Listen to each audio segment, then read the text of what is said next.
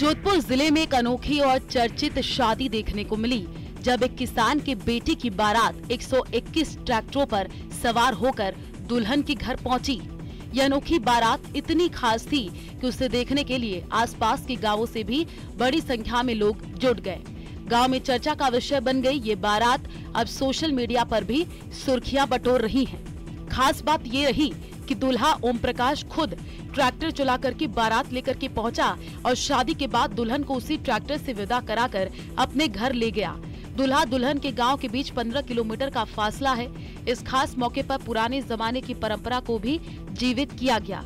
दूल्हे के परिजनों ने बताया कि पहले समय में बारात बैलगाड़ी और ऊंटों पर जाया करती थी। अब जबकि आधुनिक समय में लग्जरी कारों का चलन बढ़ गया है, उन्होंने इस बारात को खास बनाने के लिए ट्रैक्टरों को चुना। बारातियों को पारंपरिक अंदाज में पीला चावल देकर न्योता दिया गया, जो गांवों में एक विशेष परंपरा मानी जाती है।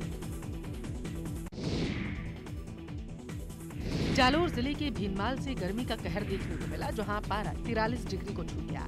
ऐसे में लोग जहां घरों से बाहर निकल रहे हैं, तो वहीं देश में कुछ योगी ऐसे भी हैं जो प्राकृतिक नियमों को भी मात देकर अपनी तपस्या का चमत्कार दिखा रहे हैं। ऐसी एक संत जालोर के भीनमाल जिले में देखने को मिले। इस भीषण गर्मी में इन संत ने अपने चारों तरफ अग्निकुंड जलाए, तपस्या कर रहे हैं। प्रचंड गर्मी के बीच साधु को तपस्या में लीन देख लोगों के रोंगटे खड़े हो गए।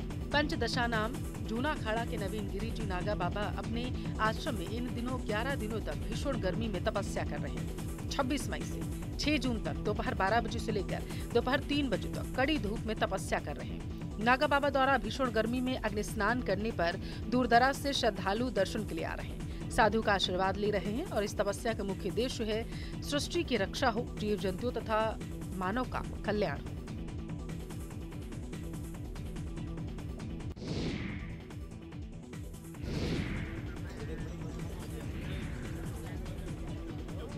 बाड़मेर जिले के भाड़खा गांव की सुथारों की ठाड़ी से नशा मुक्ति की एक नई मिसाल सामने आई है। यहाँ के सुथार परिवार के 2 सगे भाइयों मदन सुथार, जेठा राम सुथार ने वर्षों पुरानी नशे की परंपरा को तोड़ते हुए गंगा प्रसादी आयोजन को पूरी तरह नशा मुक्त रखा। ये आयोजन उनकी माता की हरिद्वार तीर्थ यात्रा की पूरी होने के उपलक्ष्य में किया गया था।